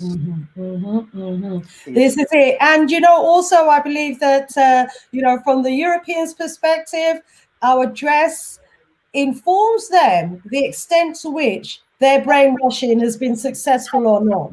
So when they see us, coming in the workplace with the wigs and the weaves and dressing, the way they do, they think, oh yeah, we got that one. But the one who comes in with the Kente cloth, who know who they are in their regal attire, it's like, we haven't got to that one. And this is what we're seeing across the continent. Very sadly, we're seeing that the entire continent is looking as European as Europe now in terms of the way our brothers dress in most of the African countries. The language that they speak, now their first language. This is the extent of the influence of our former colonizers.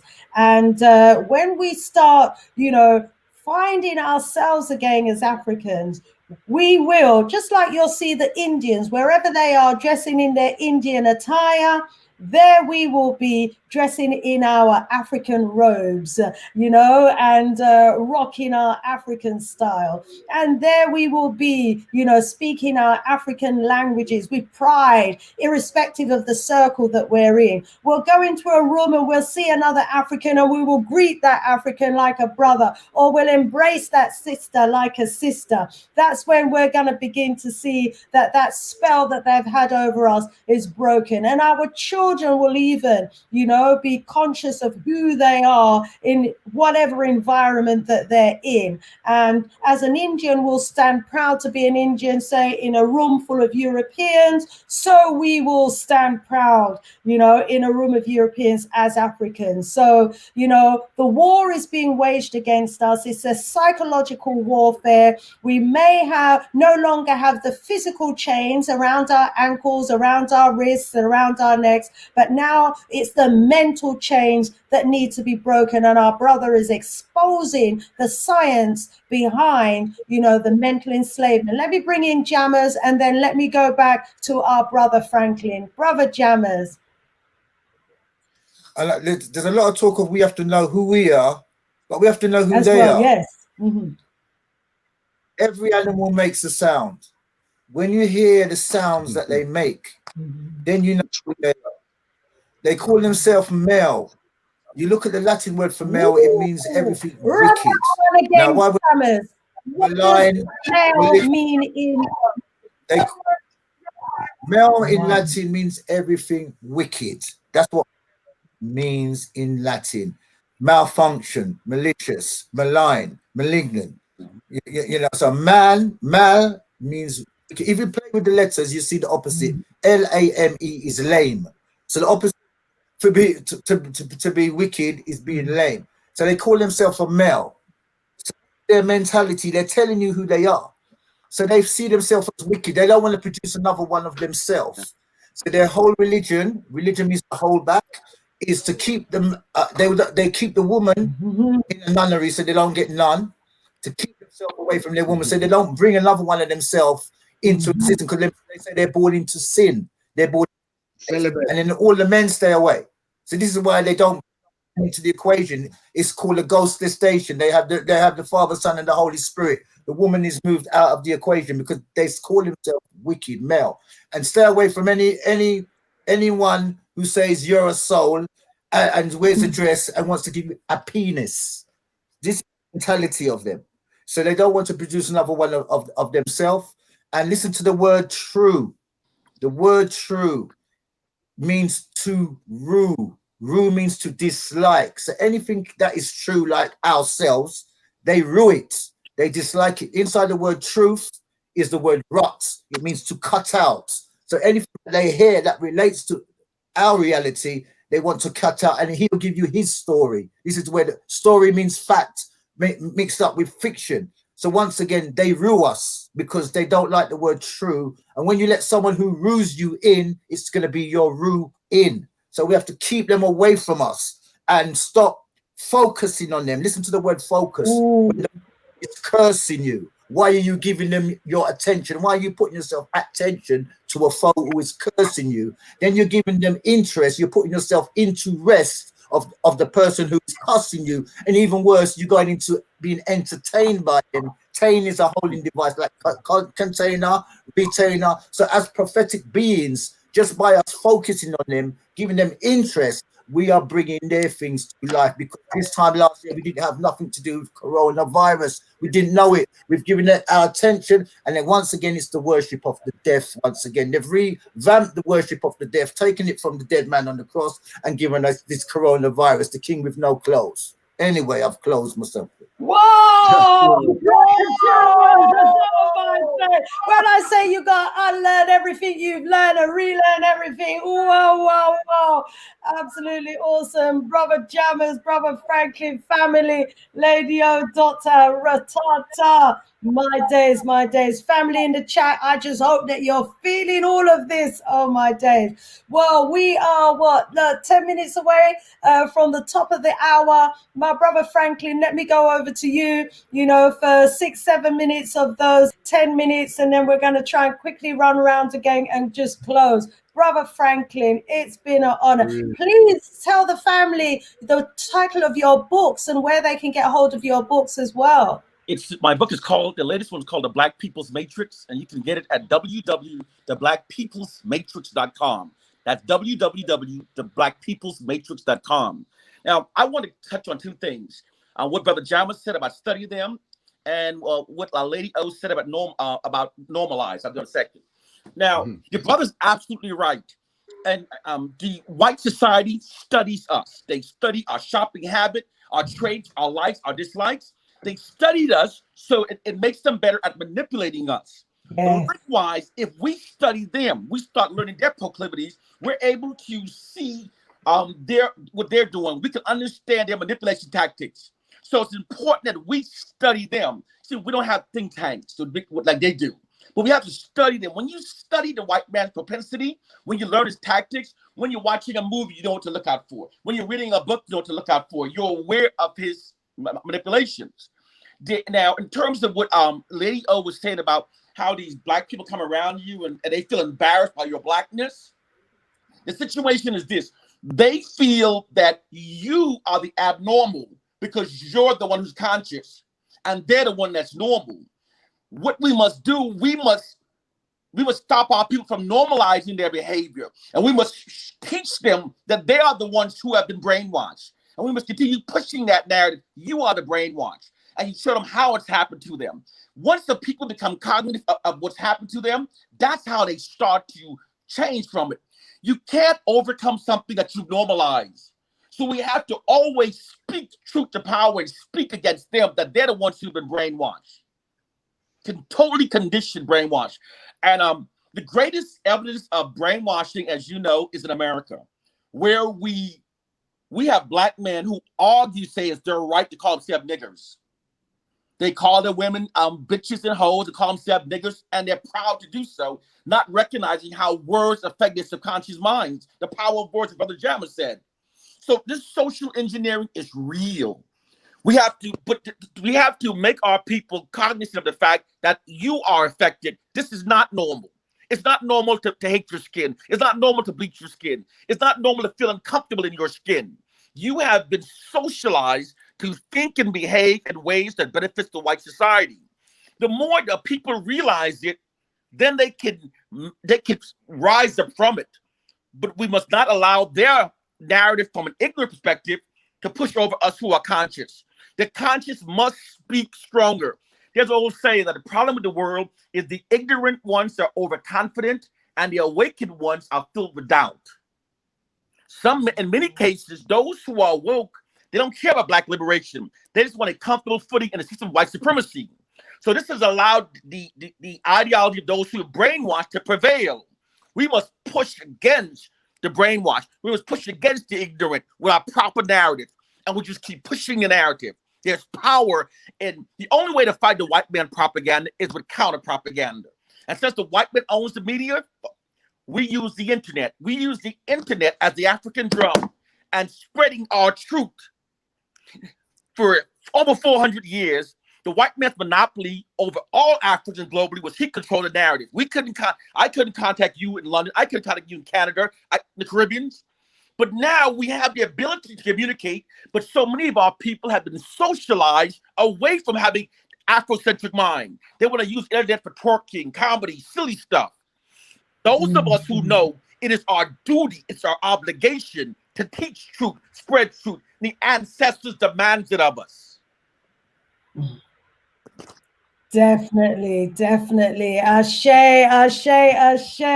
Wow, family. Everybody in the chat, everybody watching this, you've heard, we've got to fight. We've got to counter this propaganda, okay? Using the internet, using social media. We've got to use it like the African drum to drum home the messages about the science of the psychological war that has been waged against us as a people. Wow. I'm going to see if we can quickly run round, just 1 minute per person. Dr. Abu, over to you, Robert.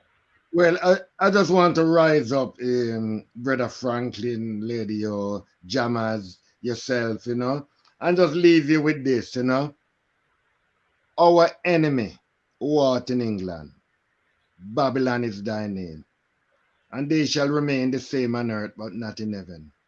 Jailing us each day for our daily bread, and lead us into conviction to deliver us to evil. For evil is their kingdom, their power, their glory, and they shall burn in hell forever. Amen. Boom. Hey, rise up for that, Dr. Abu. Lady O. Yo, I love that version, Dr. Abu. I was like, I know I'm going to catch this on the replay because I got to write that down. Love it. Oh my gosh. Franklin, I'm so honored to have been here. As I said, Queen Sister Shanice, thank you for bringing me at this table. Franklin, I know we touched on it a little bit, but it's like wanting to know your take and how we collaborate in our businesses, right? Like how do we see? Because we saw the PSYOP in the community as business entrepreneurs. How do we see the PSYOP in how we conduct business, especially with each other, right? And that again, we need to understand how they've brainwashed us even in the business part of it, right? Where they make us not even want to be entrepreneurs. They make you feel like that is a white thing. Yeah. When you talk to your business owner, like, oh, you're trying to be, you're bougie, right? Yeah. I had a family member says, oh, you're trying to be Hollywood. I was like, I'm sorry, because I'm trying to like have my own business that is generational. I'm trying to be Hollywood. So what? I need to live paycheck to paycheck. Oh, woe is me. Let me run down the bus and catch the bus and wait, bus driver. Like, I'm sorry. While I'm seeing I'm seeing Becky at home and she's chilling, but I'm getting up at 4 or 5 o'clock in the morning to go get the metro because I need to catch that one on time. No, that is not who we like. I don't subscribe to that. So I would also want us to see how they've brainwashed us even in business, where we don't see that it is in our DNA to be our own business, to be our own bosses, to be lenders, to be lenders and not borrowers. We're supposed to be able to be given and not always be begging and asking. And that, that's a great segue into what we're doing this weekend, right, Sister Shani? In regards to our collaboration with the business and having the entrepreneurs come. And if we can mention that. Yes, this coming strong end. What's the date? Is it the November 15th? November 14th and 15th is the 2020 Global Pan-African Business Virtual Summit with O.T. Samuels of Afric Views. And his vision for Afric Views and this summit is for exactly what Franklin is saying, for us to come together and let's decolonize this thing that we are not here to support each other. Because I say 2020 is not canceled for the business person and the entrepreneur who has vision. 2020 is not canceled. They set up 2020 so that they can bring us down. That's right. Afric Views. You go on there, you click on the banner, you get the ticket for it. They put 2020 to bring us down. Every time we're almost there, they flip the game. They push the goalpost farther away. So they saw we rising up. They're like, oh no, we can't have them rise up. Just like you said, Franklin, we can't have them coming together. So let's throw a disease in there. Let's shut down the economy. So and then all of a sudden, everybody that was rising up, everybody was entrepreneur, everybody was getting financial literacy. All of a sudden, that's shut down. No, it's only shut down if you believe that it's shut down. So if you're an entrepreneur, you have a vision, you have a passion, come to our summit. Let's talk about it. Talk about your business. Let us know where you are, what you're doing in the world. How can we support you? You might find somebody in the audience that want to partner with you and have your vision launch. So don't think 2020 is canceled. It's not canceled. Rashe. We will be black. We will be black. My sister, my family, next strong. Let me allow Brother Franklin. First of all, let me quickly bring in Brother Jammers for a last minute. Well, I just like to thank you for allowing this platform to go out to everybody, and I'd like to thank Brother Franklin for his tremendous input. And just say, for one to be free, we have to go back to how we was before and stop our young stars looking for fathers and get back our fortune, because we are the fortunate ones. Rise up, brother jammers. A man who has a way with words indeed. And, to everyone in the chat, I want to thank you also so much for your support and for contributing throughout the discussion here today. We're getting some high fives from the family. Someone's asking, does Franklin believe the womb of a white woman can produce a black child? I doubt it, but that's another conversation for another day. We are less than a minute away from finishing. Brother Lance says, I have, as usual, thoroughly enjoyed this talk. Everyone, have a nice rest of the morning, evening, and night. Much love and respect to you all. Much love and respect back at you, Brother Lance.